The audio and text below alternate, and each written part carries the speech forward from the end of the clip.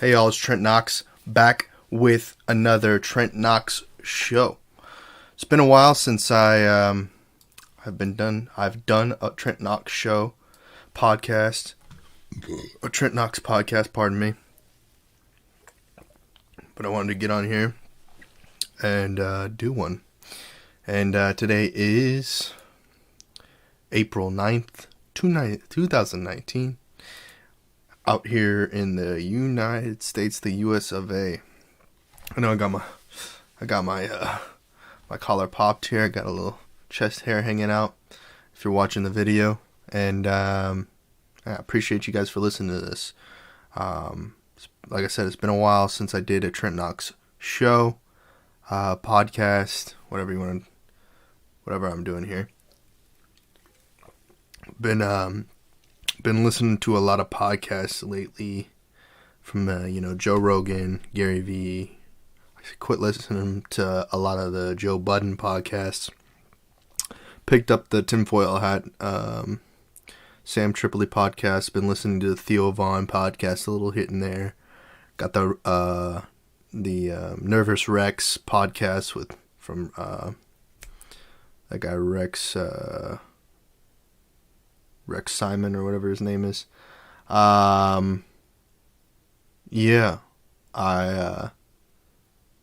been wanting to do more podcast stuff.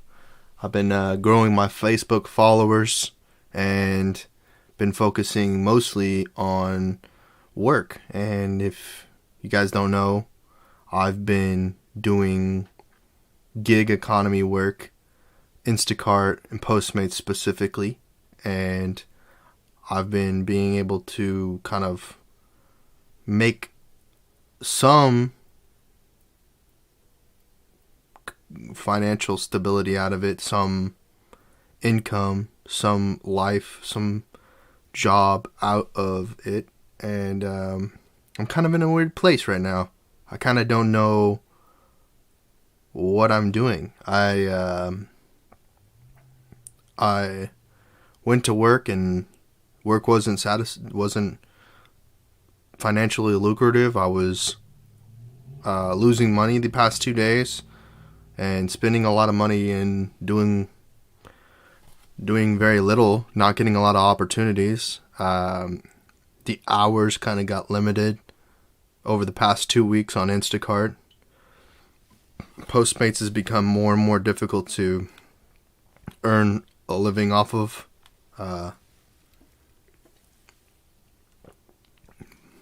But it has been making me a living. And I mean, it's not making me a millionaire or anything like that, or, making me $100,000 a week, but it has been able to, pay my bills and get me in a place in which I feel like at some point in time, I'm going to be more financially stable than I was before. And obviously this isn't my dream, to be doing this. My dream would be to be making, full feature films, recording podcasts, doing vlogs all the time, and making money while, pursuing my passion and what I've went to school for, and what I went to college for. And that isn't what has happened yet, but maybe in the future it will.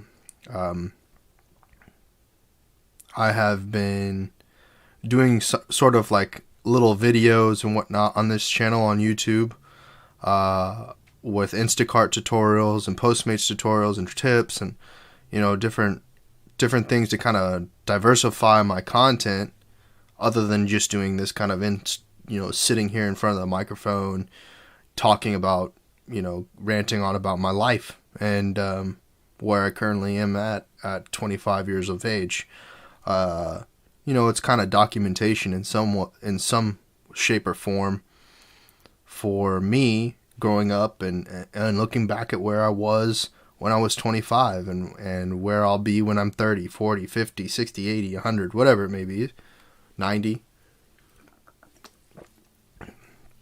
I haven't been able to play a lot of video games. I've been thinking about it. I've been watching, live streams on Twitch for things like Apex, Fortnite, the top games and whatnot, but I haven't been able to really get on there and enjoy as much as I would like to playing video games. And I just keep on getting, I more recently have been solicited in 2 different ways to go back and get more education, diversify or something like that. And recently, I was on Instagram and I clicked a link and it took me an advertisement to go look at MBA programs and getting your master's in business, and talked with the people, the administration there, and the recruiters there, and it was out of my financial well-being and being able to do that at $100,000 or whatever online, not even going in and sitting and experiencing the social environment of being at a university again. And then the alternative to that was, joining a club to go and, pay $500 a month to go work on Hollywood sets to really ultimately not do what you ideally want to do, but make a sacrifice. And the initial sacrifice has got to be made by you, and there's no guarantee of employment. There's just always this sacrifice of something. And so this is kind of going along still with the financial aspect and what's going on in money, with what I did today. First thing I did today was go to the bank. Actually, second thing I did. First thing I did was go to Wendy's and pick up a free single hamburger, Dave's single, and I got 4 chicken strips and a lemonade. I ate that. Then I went to the bank, and I was going to the bank with the intention to go there to get a secured credit card. I've been watching a lot of these videos online from people like Graham Stevenson, or Stevens, whatever his last name is, I don't know, about building your credit, because my credit, I made a lot of mistakes growing up. First mistake I made was I got a credit card and I wasn't having any income while I was in college, and I charged the credit card up, and I also got I got a store card for the military, and so I had 2 credit cards that I had no income to pay those cards, and so I was missing payments and things like that. I was in college, and then I made some unwise decisions in spending the money that I was getting from scholarship and the post 9/11 GI Bill that my dad had granted me half of his benefits for. So I was able to pay for 2 years of my college through that, and so I was making a little BAH money, base housing allowance, BHA money, base housing allowance, to pay for, small things and whatnot. And I was supposed to save that BHA for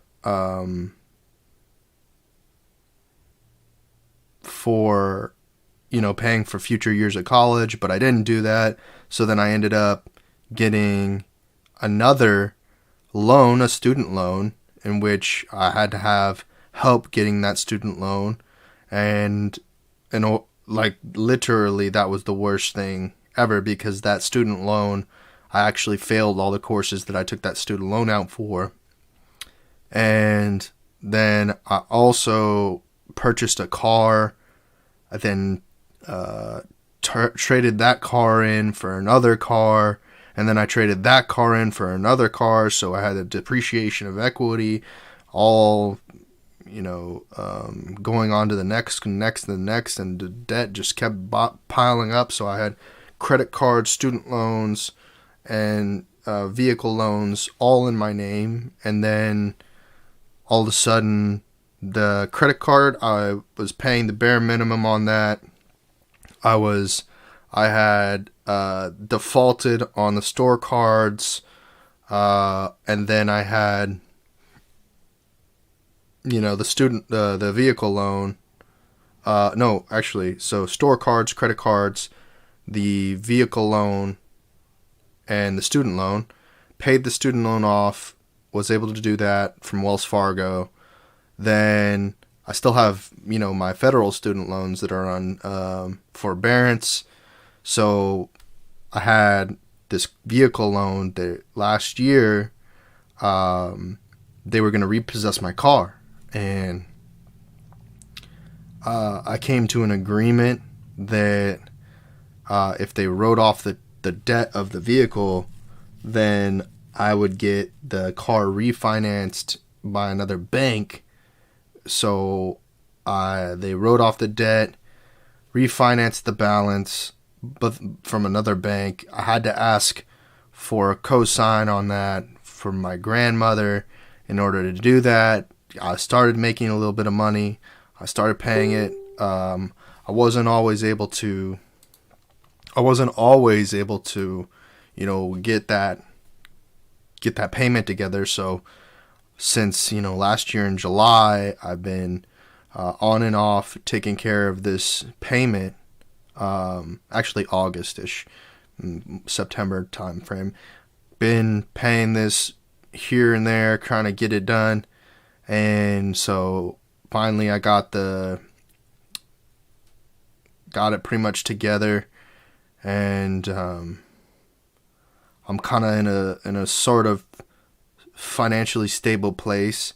So I've been listening to this guy Graham Stevens about what credit really is, and what it means to have, that it's important to have a line of credit, whether it's credit or bank credit or whatever it may be, for a long time, but having a small utilization of credit with those lines of credit in order to show potential employers, potential leasing agents, potential buyers or sellers, potential people who are going to look at your credit and be able to give you a loan or approve you for renting an apartment, house, a building complex, or whatever it may be. And so I had the intent of going to the bank and paying a small,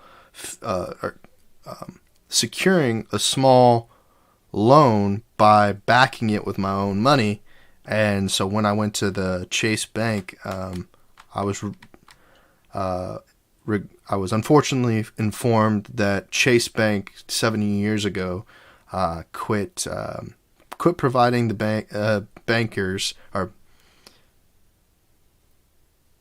quit providing people who bank there they quit providing secured credit cards. So my intent was to go there and establish history of credit with my bank, Chase Bank. But they don't offer secured credit cards there, or secured loans anymore. So what I ended up doing was, I just ended up leaving there with some information about unsecured credit cards and looking at what's available for me and options of still working around crediting with my bank.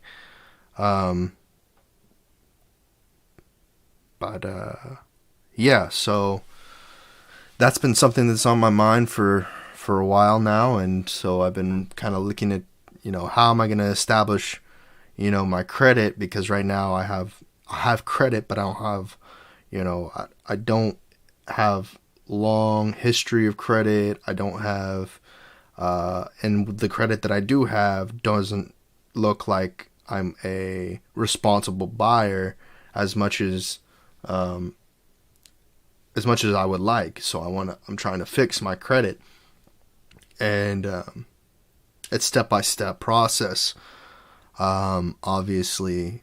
And I've been running into a lot of complicated situations where I've had to take out new loans to pay for repairs on my car and store cards in order to pay for those things. And as a result, kind of created a new line of credit that I gotta worry about for so much time. And that's pretty much where all my money's going toward right now, so that I can be able to make money through this gig economy jobs that I do, like Instacart and Postmates, Uber, Lyft, all of these online gig economy jobs where you sacrifice time for money. And I've been looking for a job that maybe a 9 to 5 or something like that I can earn a little bit of cash in order to not have to put so much depreciation on my vehicle, and be able to use that vehicle primarily for transportation and not for income. So that's been something that's on my mind, been focusing on that.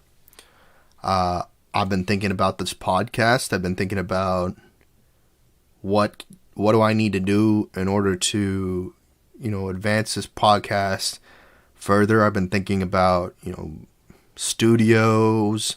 I've been thinking about equipment. I've been thinking about staff. I've been thinking about, what can I do to kind of move the needle forward for future opportunities.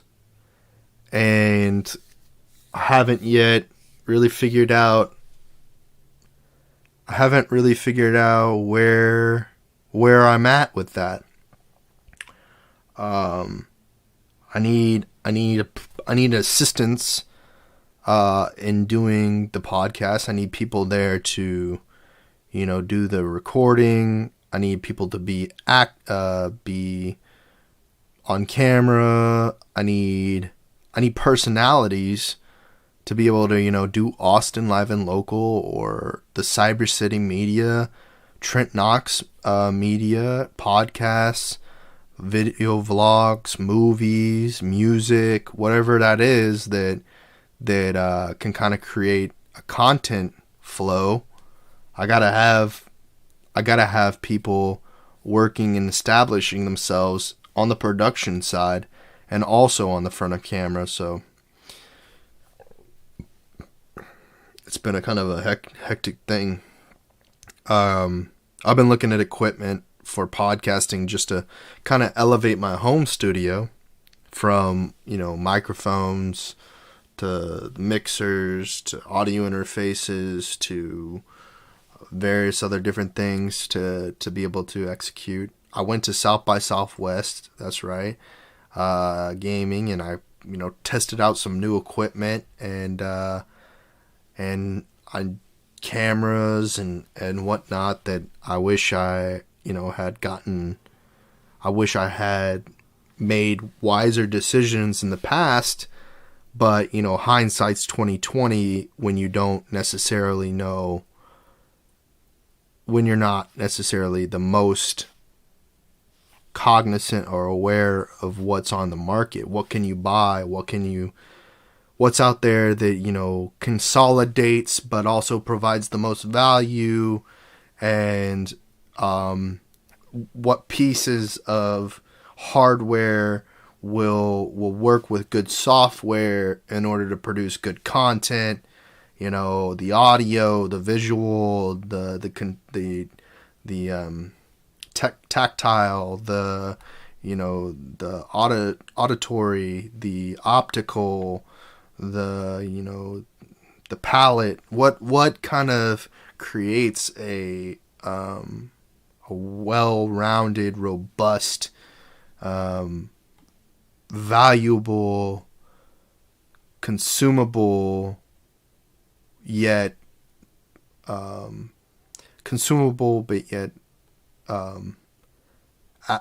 advantageously valuable for the end consumer, so that it's not just it's not just terrible. I'm missing the word for it, but it provides value, and it's just not a fluff piece, or candy coated, or just fast food, and it's actually something that people will look at as maybe something that had changed their lives. Was a, it may be like a coffee table book that gets kept around, and people communicate about it in a positive conversation, and not just like people being frustrated with the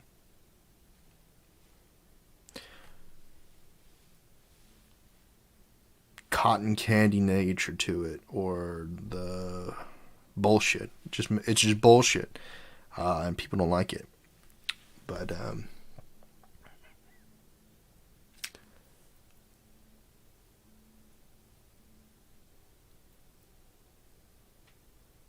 one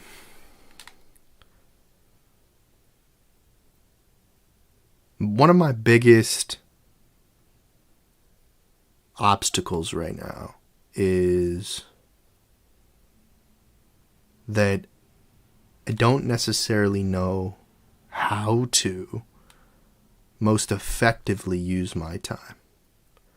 And when I say that, I'm not talking about how I create content. Well, yeah, I guess is a piece of it, but how to most effectively use my time in travel. I live an hour outside of the city, almost an hour outside of the city. Not necessarily once you get into the car, but it takes about an hour to get to Austin. And unless you don't take a shower, you don't brush your teeth, you don't put on cologne, you don't get dressed up, if you look like a bum, you get in a car, act like a bum, and you drive like a maniac, then you could probably get there and out of under an hour from where I stay in the north in Georgetown. And so when I make a decision to go do something in Austin, now I joke about a lot of things that I'm gonna do, but am I gonna? And I don't. I try to make a methodical plan toward doing something. That's why when I choose to go to an event like South by Southwest, ACL, Jambalaya, a Waterloo Fest, or whatever, I'm making a big decision, because let's say it's a three-day festival. That's 1, 2, 3, 4, 5, 6 hours of commute. That's 6 hours of commute there and back. And not to mention the time that I spend there. It's a huge commitment to go to an event where there are people there to network with, find romance with, to interact with, to learn from, to get to know, all those things. Because the town I live in, and this may be different from cities around the nation, around the world. The town I live in is part retirement community and older demographic of single to second child parents, first home buyers, in the lower economic class of the middle class. And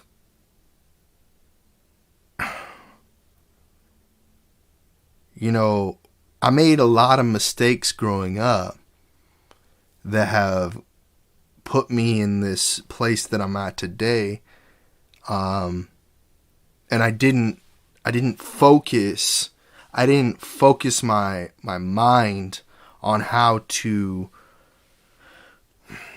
properly spend my money, earn my money, and work towards a greater future for myself. Now, there was always this kind of overall conversation about you need to go to college, you need to, get a good job, you need to, have a good family, you need to be a good person, you need to do good things for your community. Like these,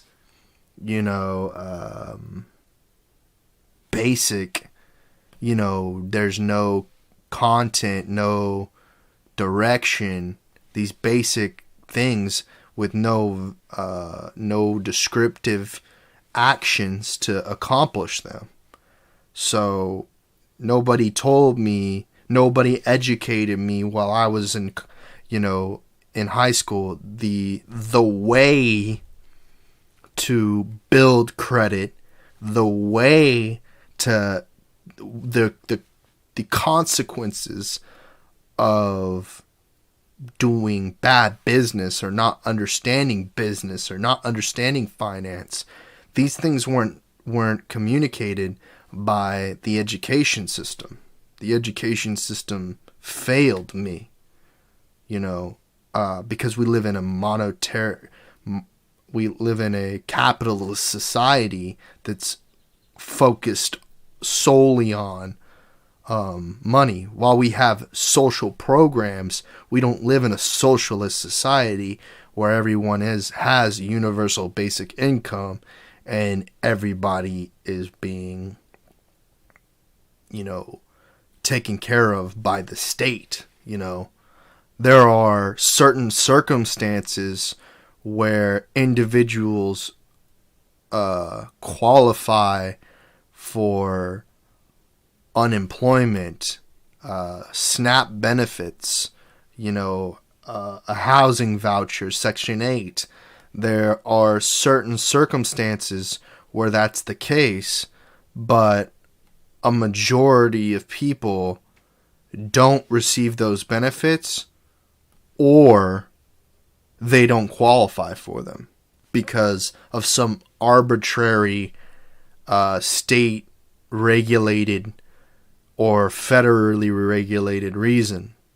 And so, like, my personal experience with the unemployment office of the state of Texas and the county that I live in has been negative, due to the fact that I have, had employers who aren't educated on how the unemployment that they pay protects them from unemployment insurance that protects them in situations in which they get an unemployment claim on them, and then they're stuck in a situation where their insurance rise or whatever the circumstance may be.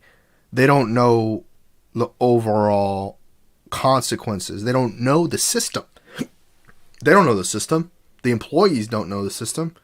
So we're all confused as to how we're supposed to live in a society in which we're constantly in fear of when we're going to be thrown out into the streets. Whether you get laid off because the military-industrial complex doesn't need you manufacturing this specific module that goes into, this specific bomb, plane, whatever, or the prison industrial complex doesn't need you to be manufacturing this certain lock that goes inside of this handcuffs that's imprisoning this this first time offender drug offender for marijuana, and the prisons and whatnot are filled with these, ridiculous, and I have thoughts on that, but let's not really dive into, that.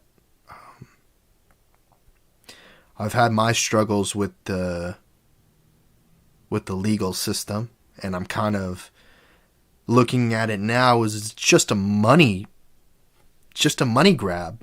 And, the police officers that are doing something that is of value to the people, more power to them. But the ones that are out there, commissioned officers getting paid based on their arrests of small petty bullshit, is ridiculous. The private prison system that runs off of independent contractors working for them to oppress other people with no federal identification.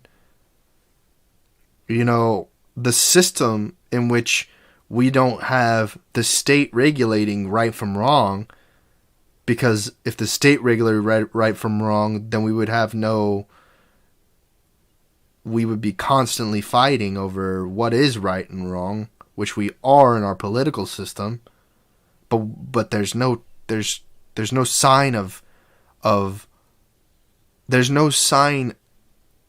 change from what we vote for.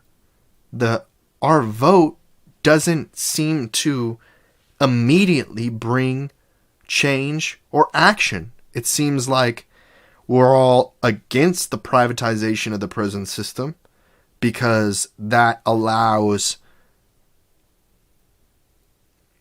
nefarious characters to get into the business and create a privatized slavery system in which small drug offenders and jaywalkers are forced to go to jail or worse, prison, and then they're forced to do labor intensive activities that don't ultimately benefit the people, but they benefit the government hierarchy, and that money goes as tax write-offs for the wealthy and upper class.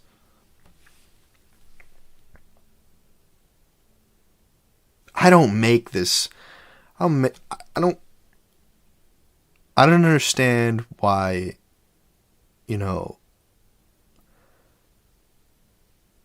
people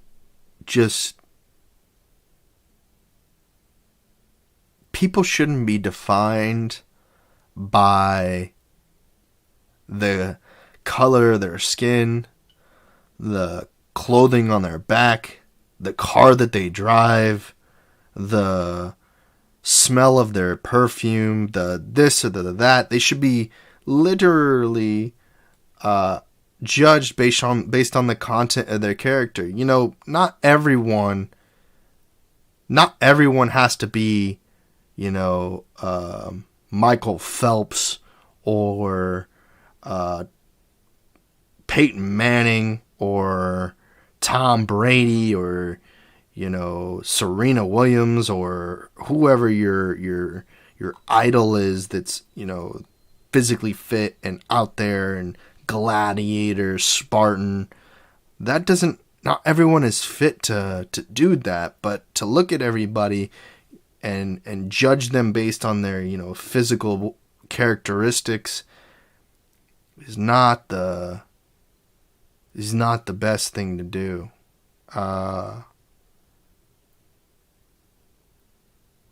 But at the same time, the system seems to be failing us. It doesn't provide us enough time, enough resources for us to be able to correct our health, correct our physical well-being, to work towards a better future for our next generation. It just seems like it's always depreciating. Like the more time that we spend focused on the frivolous stuff, the more we get away from the importance of why we do something, why we work out, why we do fitness, why we eat, why we sleep, why we're here, why are we always like the Kevin Hart Joe Rogan interview. It was, why is it that people highlight the negatives and not enough of the positives? Why is it that why is it that television shows like the darnest things that kids say, or America's Funniest Home Videos, World Star, Fail Army, The Chive, these things, these videos of people failing are the things that we most desire to enjoy. We enjoy looking at someone else's failure and not enough someone else's successes, because then we feel like we're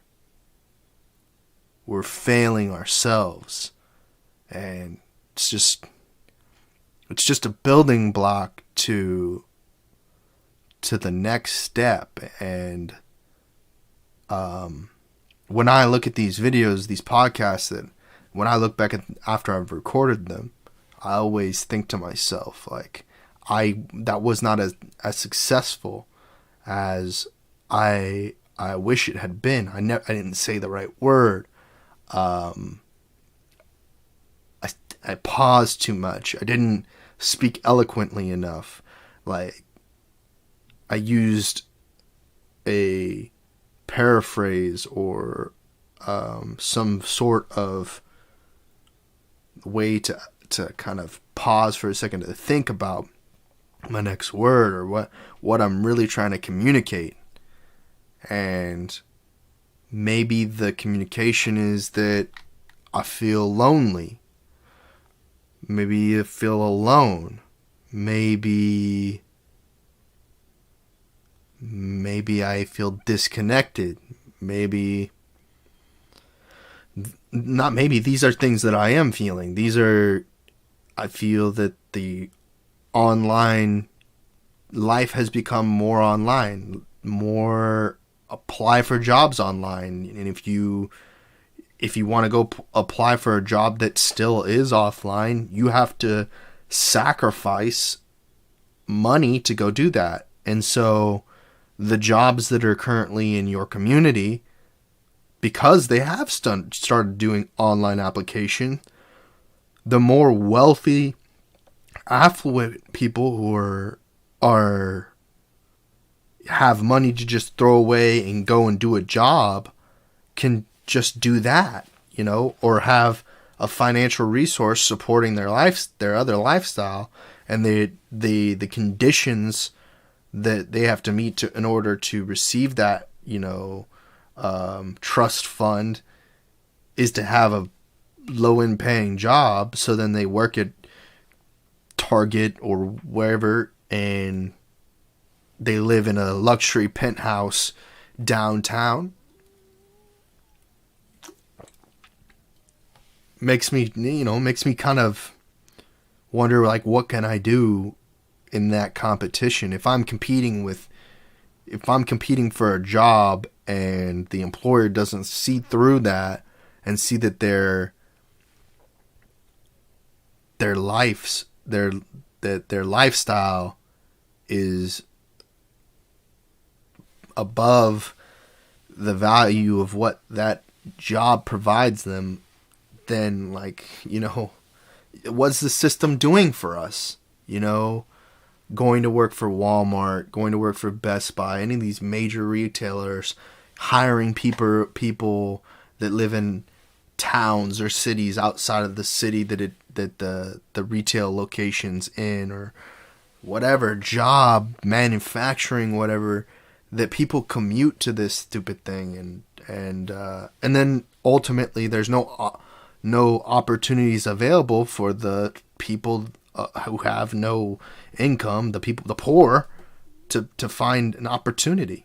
So they're struggling in their town and they can't find anything, so they end up dealing drugs, they end up doing prostitution, they end up joining a gang or something like that, because that gang provides them with financial resources. That clan provides them with financial resources or the medication that they need to get through the pain that they're living with. And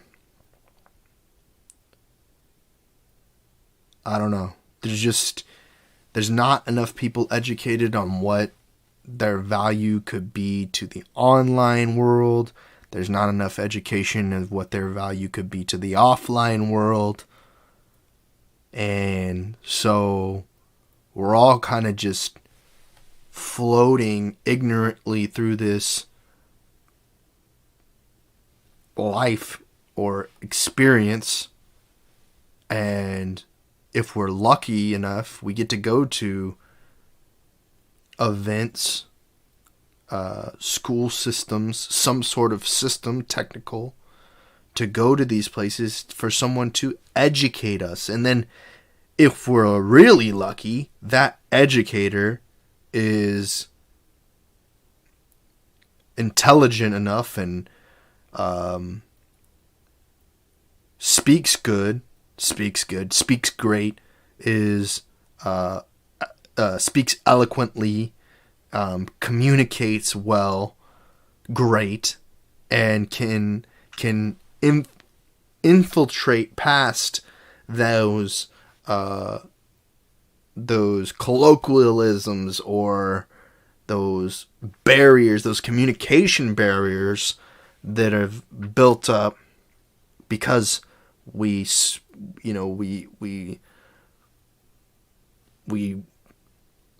had these we learned things that were taught to us by people who were ignorant of the reality, or were secretive, or held communication, or were not knowledgeable or ignorant of what what was really going on.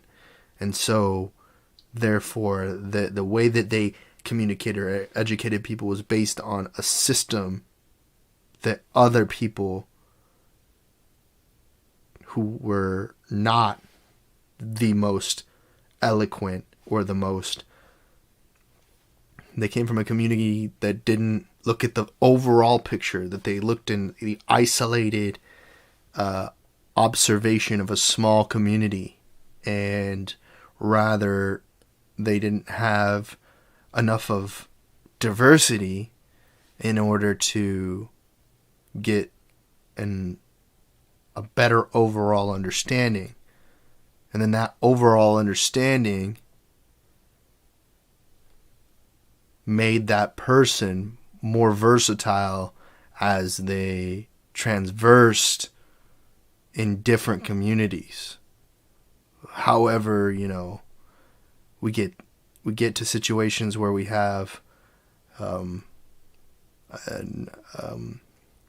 grade school teacher that is teaching a class of 50 or 25 and isn't able to properly communicate with every student. So then one student drops out, and then he or she never ultimately gets the education that they need to turn their life around, to get the cog to go, and then we have a failure, the weak link of society. And I hate to be the weak link. I hate to be the strong link. I'd hate to be the middle of the weak and strong link, the moderately strong and close to weak link, to being on the spectrum of good, great, bad, excellent. There's never enough perfection to go around. So we're always kind of competing for attention, acceptance, validation.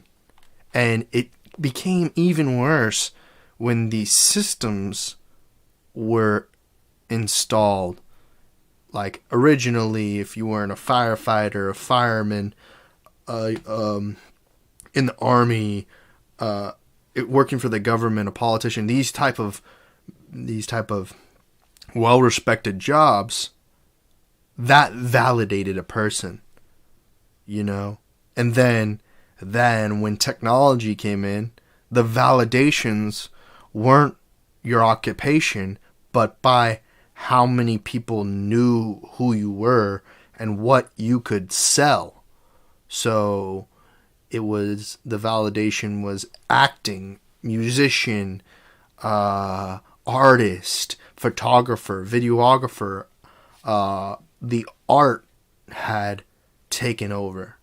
So, and in that, a small demographic of that was politicians, the art of speaking, the communicators, the people who could think about subject matters and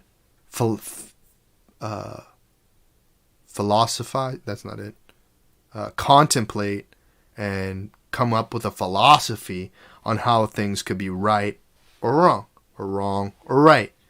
And then, so now all of that's validated by a blue check mark on Twitter, a blue check mark on Instagram, a badge, a blue badge on Facebook. All validated by these online communities that are global. They're not only global, they're digital. So there's a lot of artificial, intelligently designed,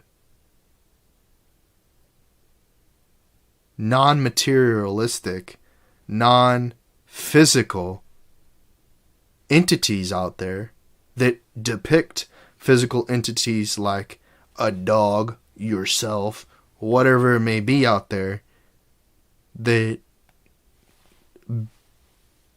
convolute what validation is. So someone can go out there and buy 200,000 followers and 150,000 engagement and whatnot from artificially intelligent computers and they're not just like it's like almost thinking that one computer is a dog Instagram profile, but on that computer could be 1 million dog Instagrams, and all of them are artificially intelligent enough to go out there and follow and interact and engage with other artificially created Instagram profiles. And then you over there that's just trying to build up your small community, when you see that Kim Kardashian photoshopped 1 million times woman that doesn't exist in reality, but is, out there on the interweb, and you're looking at it as if it's something that you could achieve. Maybe that you could go out there and, maybe you think that woman's out there, whether it's for sexual preference or for your own personal, like, desire to be that thing, and no one can ever accomplish that because it's statistically impossible. Like, that humans would reach that at our current state, in which we can't, on a global scale, manipulate DNA and manipulate our biochemistry in order to be whatever we want. Not at least on a commercial level, on a maybe like privatized government-backed layer, where the mad scientists are that are able to do that. Those conspiracy theorists, those people who are able to manipulate, alchemize, and do things like that, maybe there, but not commercially. I mean, we're able to put on VR, mixed reality, augmented reality goggles on a commercial level, and we can perceive, in a virtual world, those things, but it's not tactile. It's not in the physical world. It's in a virtual world. And as we progress on in the world, it will become more of a reality where the girl down your street, the guy down your street, the whatever gender you want to define yourself as, is able to manipulate their biochemistry, manipulate their DNA, manipulate these things in order to optically, realistically and physically be that thing that they define themselves at. They're not artificially, in a physical artificial way, putting on makeup or tucking their dick back or, putting contact islands or colored contacts, putting on a wig on, but they're able to actually manipulate the DNA code in order to grow red hair, change their eye color from brown or blue or whatever to neon green with red lines or whatever. I mean, you can kind of like, some would argue that the physical alteration is a change, but it's a top-down change instead of a internal change. Whereas, like, an internal change would be completely manipulating and over time changing the construction of the human being. So you internally manipulate the coding of the human in order to change the foundation of who they are, not through a means like production, but through a chemical or through an alteration of vibrations or waves or gas or some way to change the human condition. And a lot of it does start from the mind, though the mind doesn't necessarily have the tools to comprehend or be prepared for what's going on outside of the supervision of the mind, whether that's what we hear, what we see, what we feel, what we eat, what we touch, what we all of the senses, because we are limited bandwidth wise and proximity and accuracy wise to where we currently exist. Now, if we're able to alpha ray ourselves and use an alpha ray to teleport or copy our biochemistry and integrate into a artificially intelligent cloud system, then to 3D print ourselves, organically 3D print ourselves in another location, and then upload our consciousness to that body while the old body was disintegrated or passed through the artificially the cloud system and then printed in wherever we are in this new reality or dimension or whatnot. The complications with that is that everyone is now doing this on a commercial level. And if we continue to do this, the time continuum, the timeline and the way that people interact with each other will consistently be manipulated in a way in which there's no definitive line of narrative or understanding, in which we're all just batshit crazy and we're all just believing these wild, preposterous things, and no regulation is over this thing. So every day is like manipulating their biochemistry. Everybody's off, just changing all the time in the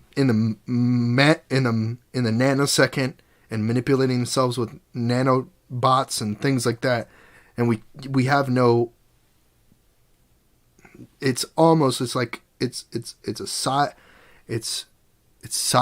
It's a dystopian reality. And for those of you who live in rural America or Africa, in the middle of nowhere, anywhere in the middle of nowhere, out there in bumfucking Egypt, BFE, butt fucking Egypt, whatever you want to call it, and that's, pardon me, that's just like a colloquialism, and I am middle of nowhere in out there in the boondocks. That's something people say out here in the South of the United States of America.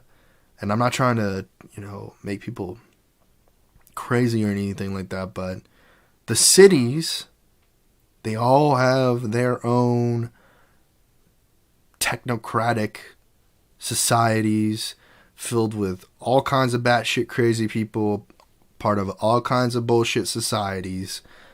And there's no one ring to rule them all. There's no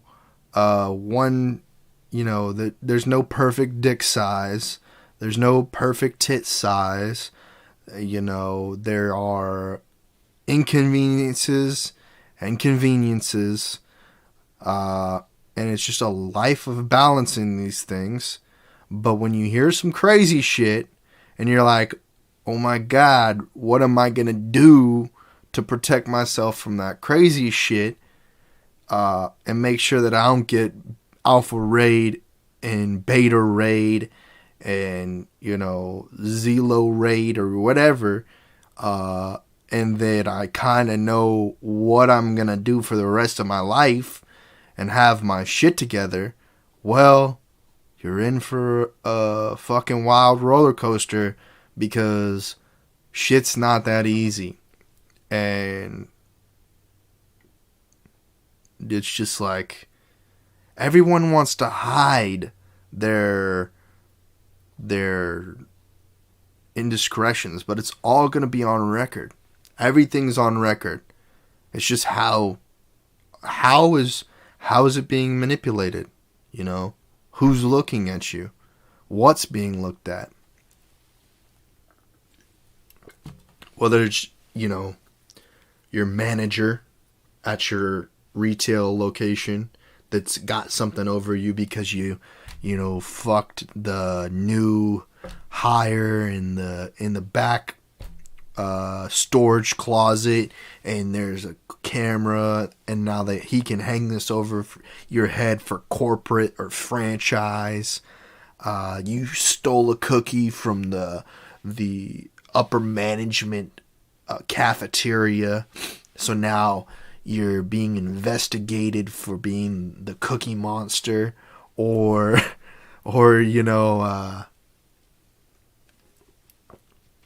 people just want to fuck with you or something like that, and they want to accuse you of sexual harassment because you walk down the same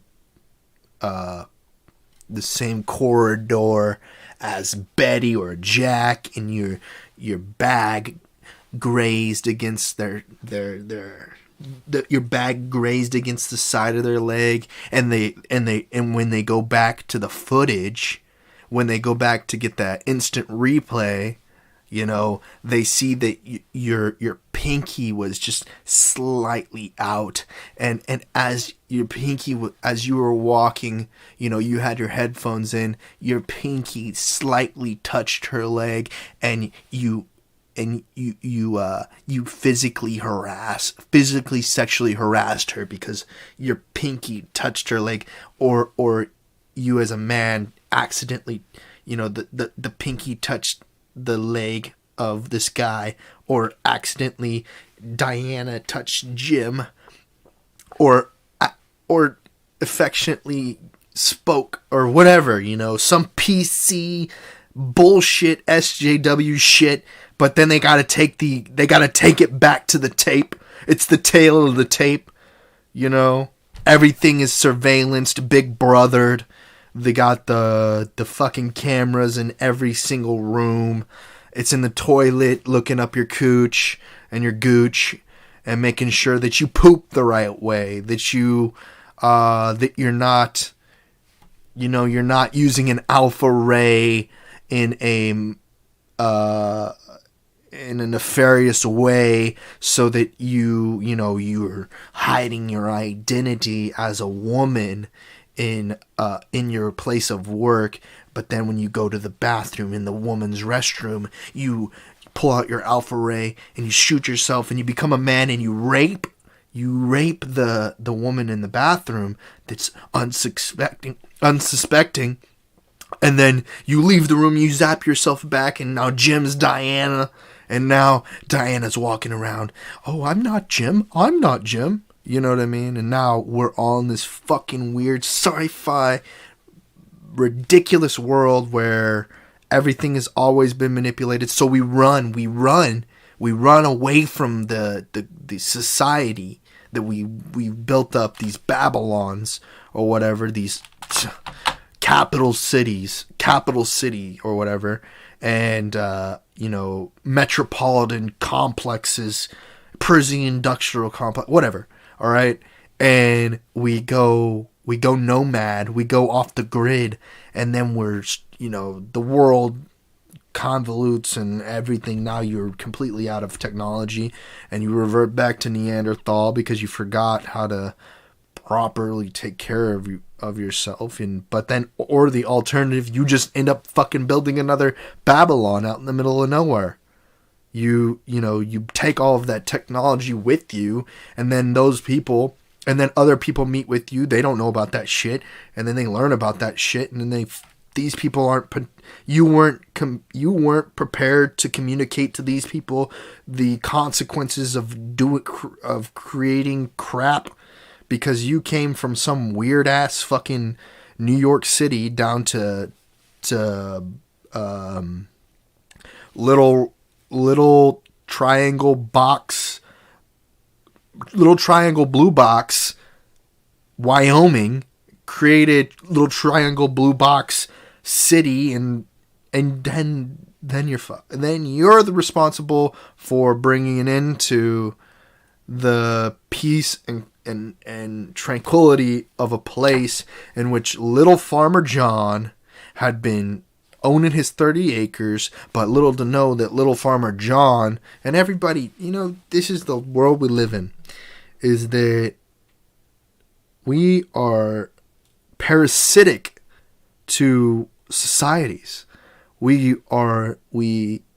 can be either a benefit to the society if we bring in the best of our cognizance, and we put it in, and we do the best that we can. But if we don't do that, then we ultimately fail the community at large. Or if we're not aware of what other people are doing, then those people can create that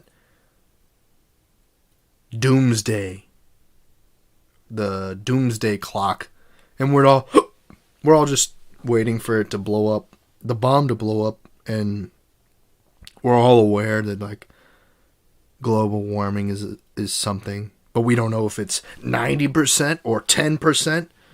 We can't tell. We don't have the means to monitor everyone.